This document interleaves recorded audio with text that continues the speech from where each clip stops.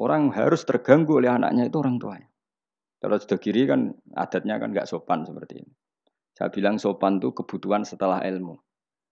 Menurut ilmu adalah anak yang harus diganggu anak itu orang tuanya itu menurut ilmu. Sopan kok sih, bakas kok sih. Nomor loro telu. Aturan ilmu ditegakkan dulu. Bahwa yang jadi korban anak harus orang tuanya. Ketika anak ingin uang harus orang tuanya yang jadi korban. Jangan orang itu ilmu. Yang kedua kalau kita baru bicara etika. Nah iso jaluk pas tangi masalah ini bocah. Lah nak nuruti etika aku yo pas aku seneng pas apian. Akhirnya bojoku nurut karena bojoku ya keluarga kiai suka ilmu. Saya gede-gede ge mari piyambak. Anggere gede-gede ge isin piyambak mari napa? Piyambak. Tapi kan jelas bocah iki utang jasane mbek wong tua. Bahkan saya sudah gede mikir, bapak iku apik tenan turu tak gugah wae gak tersinggung. Lho kula biasa 10 menit turu digo anak kula jam mlaku-mlaku iki kula mlaku-mlaku. Berapa kali saya ngaji terlambat 10 menit, 5 menit gara-gara anak kula nembe dugi lunga, piyambak jam mlaku-mlaku tak turuti. Karena jangan sampai kita ini misalnya demi ngaji, anakku jam mlaku-mlaku rata turuti. Akhirnya anak saya itu dendam sama ngaji. Gara-gara ngaji aku gak dijak mlaku-mlaku bapak. Akhirnya nganggap ngaji ku problem. Akhirnya roh rohin itu problem jadi gitu. Oh bapak demi keriting kan Roh Mustafa demi jenggot ya kan gitu. Kan panjang. Akhirnya roh rai-rai iki rai trauma kan. Nah, itu kan gak bagus. Tapi nak tetap mlaku-mlaku, nggak wes pas mlaku-mlaku tetap ngaji. Anak itu punya kesimpulan ternyata saya masih nomor 1. Keriting nomor 2. Keritingnya ya maklumi nak waras. Umpamanya aku ora anake kan. Makanya saya itu dugaan saya, kenapa Rasulullah ketika beliau sujud, Hasan Husain ini menganggap Rasulullah digo jaran-jaranan. Cara Jawa digo napa? Rasulullah ditumpahi mbek Hasan. Sing masyhur itu Hasan. Ya tentu Hasan Husain tapi sing ning riwayat itu Hasan. Iku Rasulullah lama sekali sujud.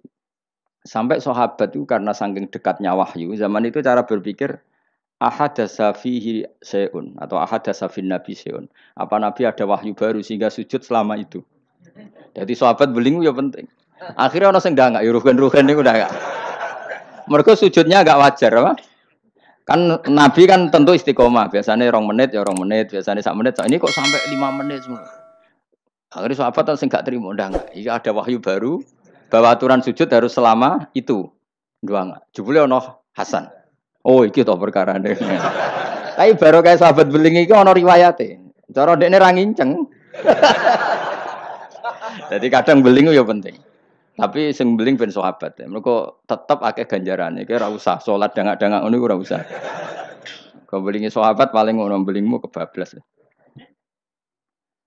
Akhirnya Nabi ngendikan, tadi saya sujud, sebetulnya saya ingin standar, ingin istiqomah, tapi ada cucu saya. Terus alasannya Nabi, ben putuku ramangkel be aku. Jangan sampai kebaikan itu jadi problem bagi anak cucu kita. Coba misalnya Nabi kiai-kiai nyara saiki. Lah cilik nomor tok ora usah ning masjid biasane. Itu nek ana cah cilik teko jare karena khotibe tersinggung, pidato ora dirungokno. Dia momen jadi khotib kan ngono kok diganggu apa? Biasanya sing ngamuk khotib. Dulu pernah beberapa masjid itu kayak pengumuman anak kecil kan. Iku sing nglawan kula tangan sekitarku. Ben dolanan nang masjid. Dolanan germas malah kowe sampe bingung. Ngrame ya enggak ganggu wong khotbah. Gak penting syarat rukun. Secara aku niku wis ora penting wis. Penting wis kula Jumatan ora tau neliti ngono. Tapi yang saya pastikan gini ya, secara ilmu, ilmu itu muqaddam alal adab. Ilmu itu harus didahulukan alal adab. Ada hal-hal tertentu yang menang adab, tapi yang ilmu yang tidak wajib. Tapi nah ilmu fardhu ain pasti menang. Jadi ya mau tadi misalnya, akhirnya anak kula nggih biasa gugah kula, nganti saiki nggih biasa. Sing terutama sing alit, nak sing gede nggih isin dhewe. Karena tadi bojo kula tak omongi ngono, nek ape lunga tadi kepentingan harus gugah saya ya gugah. Yang harus diganggu seorang istri adalah suaminya. Supaya aturan main itu jelas. Loh, mbak dalam saya saja berani gugah saya. Karena tak atur mbak dalam saya yang bagian ibu, tak kayak kaidah. Kalau ibu gerah, saya di rumah, gugah. Totok omah. Jika supir kula ya wani. Karena itu kaidah. Jangan sampai misalnya ibu gerah jam 1:30 karena etika, nunggu Gus Bak wungu misalnya. Itu kan parah. Terus akhirnya sampai subuh. Jadi ilmu itu harus muqaddam apa? Bahwa ibu itu segala-galanya. Sampai sekarang, saya beberapa kali setengah dua ditotok Mbak Dalem atau Kang Dalem. Gus ibu gerak gini. Saya bangun langsung bawa ke rumah sakit atau gimana. Etika itu badal ilmu. Jadi ketentuan ilmu itu nomor satu. Iya, gue cukup. Wong anak kiai kok delok TV itu rasa etika. Tapi mesti mbok pikir gak delok ning omah tapi delok ning tonggo. Apik diganggu wong tuane mbek ganggu tanggane. Lho ganggu tonggo misalnya, tapi tanggane seneng. Misalnya wong ibu-ibu kepen delok Angling Darmo, anak delok Teletubbies, ya kan ora sambung. Tetep ganggu. Ibu-ibu di selera enggak misalnya. Misalnya kepen delok sinetron, anak delok Teletubbies misalnya. Ayo, Mustafa delok film ISIS. Ya kan jenenge wong kan selerane beda-beda. Ngaruh kan delok bolot misalnya kan. Wong aku es kiai kecelok wong alim. Seneng aku delok TV nganti saiki ya mak lampir. Mergo ora mikir, aku pokoke seneng delok TV ora mikir. Bojoku ya eskal. Nah, cawe itu kan seneng delok film wong ayu-ayu, mergo delok penampilane. Nah, aku seneng delok mak lampir, Angling Darmo sing lucu-lucu. Sing lucu sing mokal dadi karwan ra tak pikir ngono. Mergo aku tahu dikeluwi kiai delok sinetron, ono pemeran sebagai ustad. Terus ustad iku fatwa ning TV dipikir ndak tenan fatwa iku. Lha sinetron kok mbok pikir. Sing merano ustad iku. Ya sing merano ustad kan kadang fatwa gitu. Lah kiai iki delok tersiksa sampai fatwa ustad iki. Tadi kan ulun tersiksa Gus sampai fatwa ustad sini TV. Ustad sapa pemeran ustad sering. Lah nama lampir kan gak mungkin mikir fatwane mak lampir. Tapi setan wis setruk. Kok ngenteni ngekek was-was aku coba tak tinggal delok mak lampir. Aku ngerti kok setan wae was-was aku ngerti. Tinggal ada mangkel deh. Pemenang setan yang gambar itu luwih ngeri. Jadi setan jangan kurang ajar tenan. Jadi orang-orang alim itu diridu. Termasuk koyo Mustafa Kabeh lah, sing ngaji ning kene kabeh. Cara zaman akhir sing ngalim tak sebut ngalim. Jadi misalnya ke sholat itu kadang setan ngridu ngene, kowe sholat ora mesti ditampa pangeran. Terus kita kadang menyesali masa lalu. Menyesali masa lalu, sholatku, posoku ora mesti ditampa pangeran. Iku setan. Ngridu niku setan. Kowe kudu mbok lawan, ditampa ora ditampa itu kenangan terbaik saya sebagai hamba pernah sujud, pernah sholat, titik. Kayak apa buruknya kita ketemu Allah ora tahu sholat, ora tahu sujud. Wes ora ditampa lah. Lah aku malah tak lawan kadang setan. Beneran ora ditampa. Pek kowe ngono salat gua. Mungkin ora tau salat, pek-pek salat gua. Karena setan mau kepinginnya supaya orang menyesali atas kesalahan di masa lalu. Kayak apa?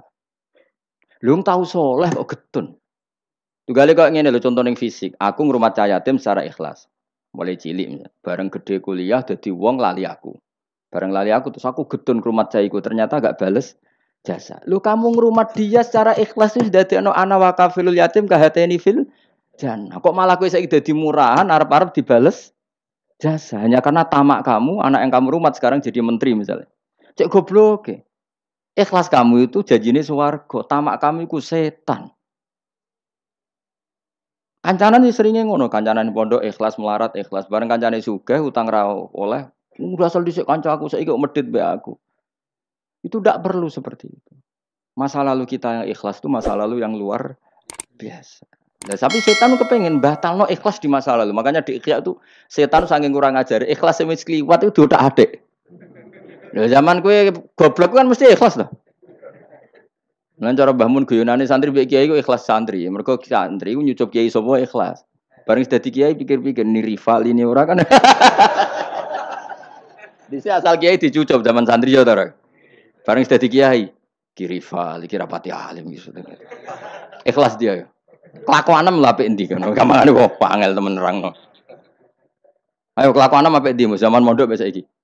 Ning bab iku lho. Oh ya, boleh iki sing ngomong iki lho. Apik zaman mondok. Wis dadi kiai mikir kan. Mau nasro kiai politik Mustafa wah ora menarik cara dia. Jadi nah, kalau ada setan seperti itu tinggal delok mak lampir. Lho kula lah sering diridu setan. Sampai kadang kula saking ekstrem, meneh nek kuwetan sing ngandani. Umpama Jibril ngandani aku, nek aku ahli neraka, iku tetep aku sujud mbek pangeran. Mergo kelazimane kawula iku ya sujud mbek pangeran titik. Meskipun Jibril ora ngalah ngabari ngono, iku ora kowe ya ngono. Cuma nggo nglawan setan harus pakai nama besar.